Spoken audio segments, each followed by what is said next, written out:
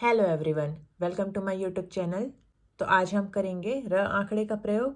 कल हम अभ्यास 29 किए थे, तो आज करेंगे र आंकड़े का प्रयोग। वीडियो शुरू करने से पहले अगर आपको मेरी वीडियो अच्छी लगे तो मेरे चैनल को लाइक और सब्सक्राइब जरूर करें, ताकि आगे आने वाली वीडियो का नोटिफिकेशन आपको मिल सके और मैं आगे आप लोगों के लिए ऐसे ही वीडियो बनाते रहूँ। तो चलिए शुरू करते हैं। तो अभी तक देखिए, ये क व्यंजन है। अभी तक हम ये त आंकड़ा सीखे हैं और ये नीचे लगने वाला न आंकड़ा सीखे हैं। और अभी ये ल आंकड़ा और ये र आंकड़ा सामने की तरफ लगने वाला ये बचा है।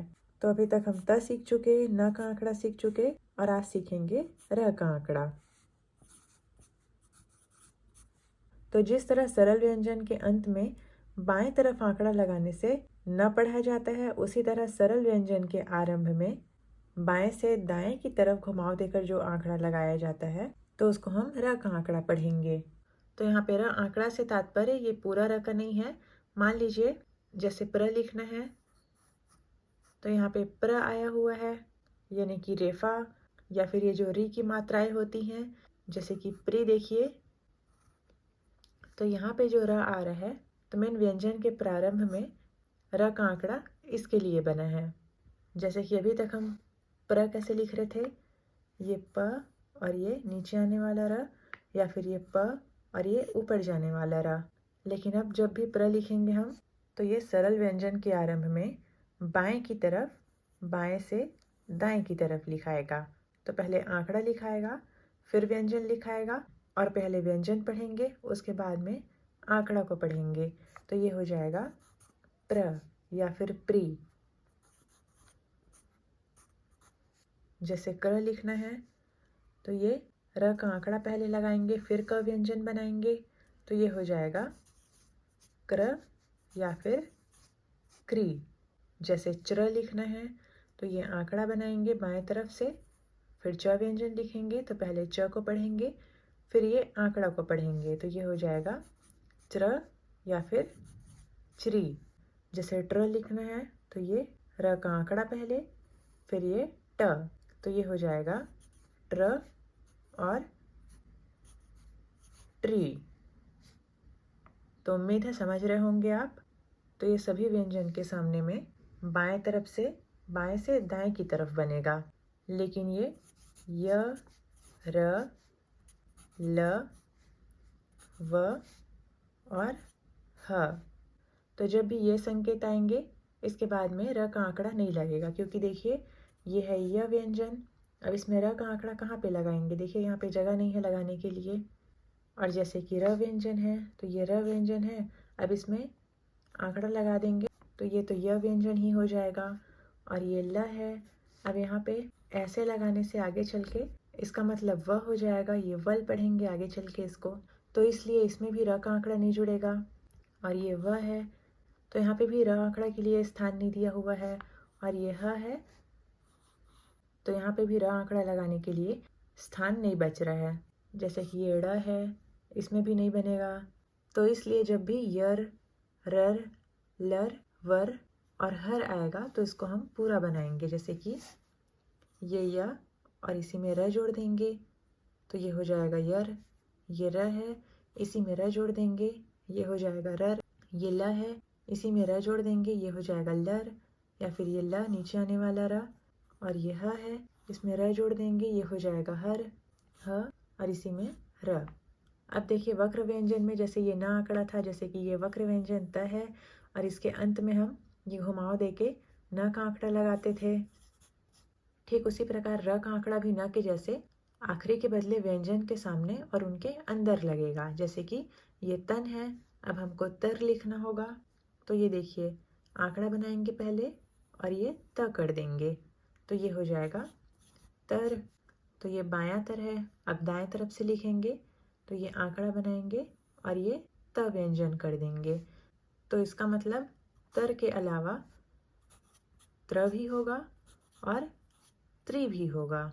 ठीक उसी प्रकार र का आंकड़ा और बायां द, और र का आंकड़ा और दायां द, तो ये दर के साथ में द्र भी होगा और द्रि भी होगा। जैसे कि स्र लिखना है हमें, तो ये र का आंकड़ा बनाएंगे और ये स व्यंजन बनाएंगे। तो ये हो जाएगा स्र भी, श्री भी और श्री भी, ये वाला श्री भी। तो ये बाएं तरफ से था, इसको दाएं तरफ से भी बना सकते हैं। ये र का आंकड़ा और ये स। जैसे कि हमें मर लिखना है तो देखिए ये आंकड़ा ये बनाए पहले र का और ये म व्यंजन कर दिए, तो ये हो जाएगा मर भी और ये हो जाएगा मृ भी। जैसे कि नर लिखना है तो ये आंकड़ा पहले र का और ये न, तो ये हो जाएगा नर भी और ये हो जाएगा नृ भी। और अगर नन लिखना होगा तो ये न बनाएंगे और अंत में ये न का आंकड़ा लगा देंगे, तो ये हो जाएगा नन। तो यहाँ तक समझ गए आप? नन आएगा अगर न और त का आंकड़ा आएगा तो पहले व्यंजन पढ़ेंगे, उसके बाद में आंकड़ा को पढ़ेंगे। और जहाँ पे ल और र का आंकड़ा आएगा, जैसे कि ये र का आंकड़ा है, तो वहाँ पहले व्यंजन पढ़ेंगे, उसके बाद में आंकड़े को पढ़ेंगे। जैसे कि ये त्र है तो पहले त और ये र का आंकड़ा। जैसे कि त्रि है तो ये त, उसके बाद में र का आंकड़ा। अब देखिए इसमें मात्रा लगाना है।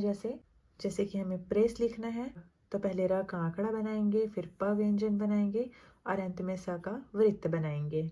जो मात्रा र आंकड़ा में लगे हुए व्यंजन के पहले आती है वह पहले पढ़ी जाती है, और जो मात्राएं व्यंजन के बाद आती हैं वो व्यंजन के बाद में ना पढ़कर र आंकड़ा के बाद में पढ़ी जाती है, क्योंकि व्यंजन और र आंकड़े के बीच में कोई मात्रा नहीं होती है। जैसे कि प्रेस लिखना है तो यहाँ पे हम प व्यंजन के बाद में दूसरे स्थान में बिंदी लगाएंगे। तो पहले प को पढ़ेंगे, फिर र के आंकड़े को पढ़ेंगे, उसके बाद में र आंकड़े का स्वर को पढ़ेंगे जो कि व्यंजन के बाद में होगा, फिर सवृत्त को पढ़ेंगे। तो ये हो जाएगा प्रेस। जैसे कि प्रेम लिखना है तो ये र का आंकड़ा, ये प और म। अब यहाँ पर भी प व्यंजन के बाद में स्वर लगाएंगे, न कि र व्यंजन के पहले, तो ये हो जाएगा प्रेम।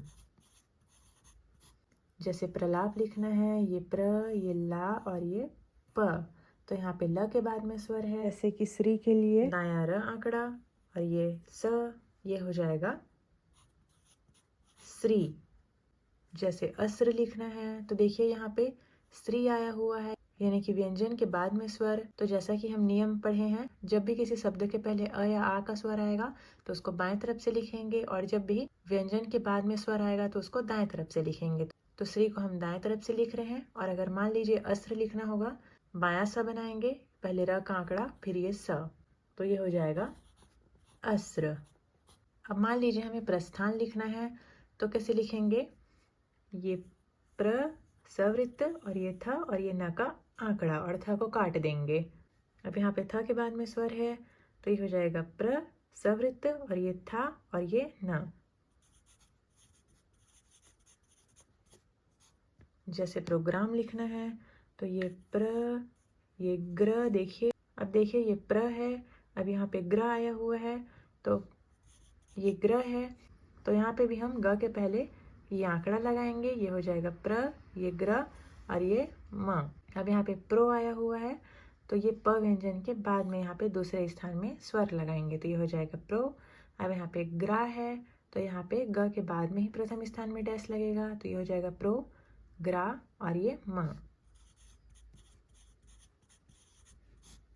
जैसे ब्रिटेन लिखना है तो ये र का आंकड़ा, ये ब और ये ट और ये न का आंकड़ा। अब यहाँ पे ब्री है तो यहाँ पे हम या तो तीसरे स्थान में लगाएंगे स्वर को, या फिर आने वाले व्यंजन के पहले तीसरे स्थान में लगाएंगे। तो मान लीजिए मैं यही लगा रही हूँ, ये हो गया ब्री। अब यहाँ पे टे के लिए ट व्यंजन के दूसरे स्थान में, तो ये हो जाएगा ब्री टे न। जैसे शिप्रा लिखना है तो कैसे लिखेंगे? तो यहाँ पे शी आया हुआ है तो इसके लिए हम बायां सही बनाएंगे, क्योंकि यहाँ पे ये आंकड़ा के बाद में प व्यंजन यहाँ पे ज्यादा अच्छा बन रहा है। अब यहाँ पे श्रीपा आया हुआ है करके हम दायां सा बना के ये प्र करेंगे, तो यहाँ पे रेखा अच्छी नहीं बन रही है, इसके लिए हम सुविधा अनुसार दाएं बाएं रेखाओं का प्रयोग करेंगे। तो यहाँ पे रेखा ज्यादा अच्छी बन रही है, देखिए आंकड़ा लगाने में, तो ये हो जाएगा स, ये प्र। अब यहाँ पे श्री के लिए स के बाद तीसरे स्थान के स्वर को यहाँ पे जगह न होने के कारण प के पहले तीसरे स्थान में लगाने से ये हो जाएगा सी। अब यहाँ पे प्रा के लिए प के बाद में प्रथम स्थान में डैश कर देने से ये हो जाएगा शिप्रा। तो इस प्रकार से आप और शब्द बना बना के देखिएगा। तो इन शब्दों के अलावा ऐसे शब्दों को भी र आंकड़े से लिख सकते हैं जहाँ व्यंजन और र आंकड़े के बीच में कोई दीर्घ स्वर न होके छोटा स्वर जैसे अ, ई या ओ की मात्रा आती है। जैसे कि पेपर लिखना है तो ये प करेंगे, उसके बाद में ये परक लगा देंगे, फिर दूसरे स्थान में बिंदी। तो देखिए ये हो गया पे। अब यहाँ पे पर है, यानी कि अ का स्वर, कोई दीर्घ स्वर नहीं है यहाँ पे। तो ये र का आंकड़ा और प, ये हो गया पेपर। जैसे कि पीपर लिखना है तो ये प और फिर से र का आंकड़ा और प। अब यहाँ पे पीपर आया हुआ है तो यहाँ पे र आंकड़े के कारण तीसरे स्थान में स्वर न लगा के प व्यंजन के पहले तीसरे स्थान में लगाने से ये हो जाएगा पीपर। जैसे बरसात लिखना है तो देखिए यहाँ पे र का आंकड़ा, फिर ये ब, सवृत्त और त। अब यहाँ पे सवृत्त में स्वर है तो इसलिए हम सवृत्त के पहले ही स्वर लगाएंगे, ये हो जाएगा बर। फिर सवृत्त और त। अब त व्यंजन के पहले सवृत्त है तो यहाँ त व्यंजन के पहले स्वर लगाने से वो वृत्त का स्वर पढ़ा जाएगा। तो ये हो जाएगा बरसात। जैसे कि मरना लिखना है तो देखिए ये आंकड़ा र का, ये म और ये न, फिर डैश, तो ये हो जाएगा मरना। जैसे कि झरना लिखना है तो देखिए अब यहाँ पे झ आया हुआ है तो यहाँ पे हम पहले डैश लगाएंगे ऐसे, फिर र का आंकड़ा और ये झ और कटा हुआ म और इसके डैश को यहाँ पे। तो देखिए ये हो जाएगा झर और ये है ना। अब डैश को क्योंकि हम बीच में ना काट के सामने लगा रहे हैं इसलिए र व्यंजन के पहले जब भी ये काटने वाले शब्द आएंगे, ख, घ, छ, फ, जो भी काटने वाले शब्द हैं तो उसके लिए हम र व्यंजन के पहले में डैश लगाएंगे, फिर र व्यंजन बनाएंगे और फिर काटने वाले शब्द, उसके बाद में अगला शब्द। तो ये हो जाएगा झरना। जैसे कि गरम लिखना है तो ये र का आंकड़ा, फिर ग और ये म। तो पहले हम ग को पढ़ेंगे, फिर र को पढ़ेंगे, फिर म को पढ़ेंगे। जैसे कि नरम लिखना है तो ये र का आंकड़ा, फिर न और ये म। तो पहले हम न को पढ़ेंगे, फिर र के आंकड़े को पढ़ेंगे और फिर म को पढ़ेंगे। जैसे कि फिर लिखना है तो अभी तक हम फिर को फ बना के नीचे आने वाला र कर रहे थे। अब से जब भी फिर आएगा तो ये डैश लगाएंगे पहले क्योंकि फ कटा हुआ व्यंजन है, र का आंकड़ा और ये फ। तो ये हो जाएगा फिर। अब यहाँ पे फ के स्वर को तीसरे स्थान में लगाएंगे तो ये हो गया फिर। जैसे कानपुर लिखना है तो ये क बनाएंगे, न बनाएंगे और यहीं पर से र का आंकड़ा के बाद में पर कर देंगे तो ये हो जाएगा कानपुर।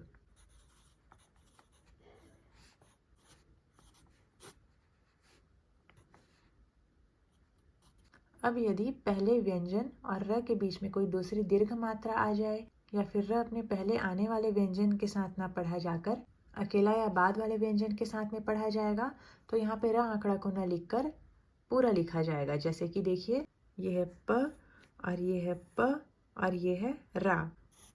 तो यहाँ पे रा, तो यहाँ पे जो रा आया हुआ है वो अकेला पढ़ा जा रहा है। जैसे कि ये प और ये प और ये रा, तो यहाँ पे दीर्घ स्वर भी है और यहाँ पे रा अकेला पढ़ा जा रहा है। जैसे बाजरा लिखना है हमें, ये ब बनाएंगे और ये ज बनाएंगे और ये र बनाएंगे, फिर यहाँ पे स्वर है क्योंकि, तो ये हो जाएगा बाज रा। तो यहाँ पे भी हम दीर्घ स्वर होने के कारण में र का आंकड़ा को नहीं लगाएंगे। बजर लिखना है हमें तो यहाँ पे हम ब बनाएंगे, फिर आंकड़ा बनाएंगे और ये ज कर देंगे तो ये हो जाएगा ब ज और ये र का आंकड़ा।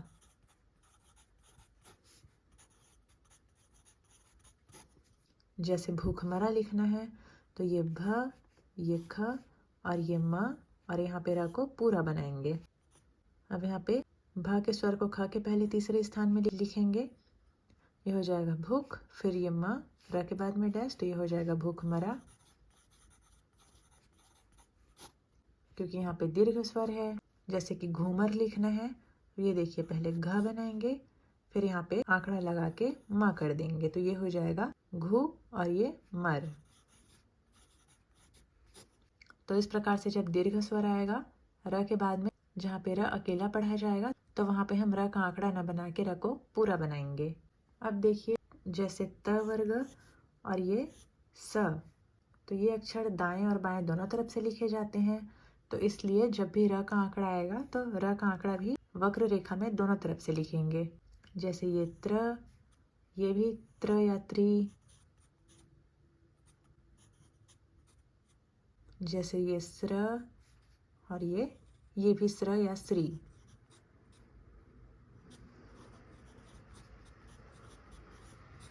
जैसे इत्र लिखना है तो यहाँ पे ई आया हुआ है पहले, तो इसलिए बायां त और र आंकड़े का प्रयोग करेंगे। ये र का आंकड़ा, ये त, अब यहाँ पे तीसरे स्थान में स्वर, ये हो जाएगा ई, फिर ये त और ये र।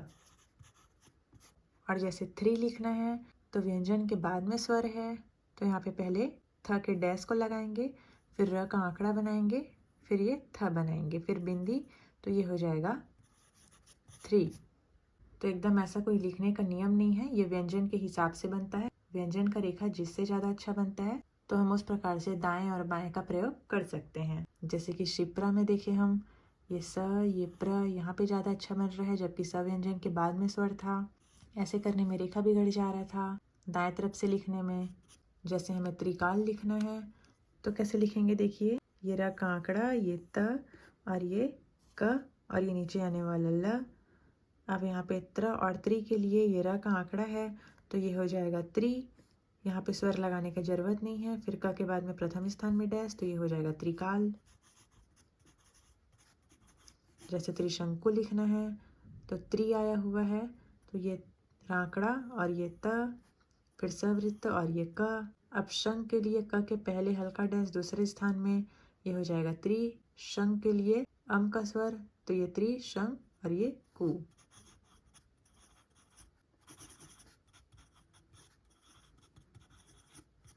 जैसे आश्रम लिखना है, आ का स्वर करेंगे, फिर र का आंकड़ा और ये स और ये म, तो ये हो जाएगा आश्रम। जैसे हमें श्रीमान लिखना है तो ये स यानी कि र का आंकड़ा, फिर स और ये म और ये न का आंकड़ा। अब श्री आया हुआ है तो यहाँ पे स्र और श्री हो गया, फिर म के बाद में प्रथम स्थान में डैश, तो ये हो जाएगा श्री, ये मान।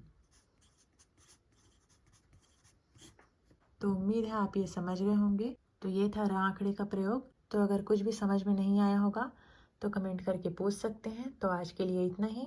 आप बुक में इसका और अभ्यास कर लीजिएगा और खुद से बना बना के भी देख लीजिएगा। अब कल हम करेंगे शब्द चिन्ह। तो आज के लिए इतना ही। वीडियो पसंद आया होगा तो लाइक कीजिएगा, चैनल में नए हैं तो सब्सक्राइब कीजिएगा और शेयर कीजिएगा। Thanks for watching.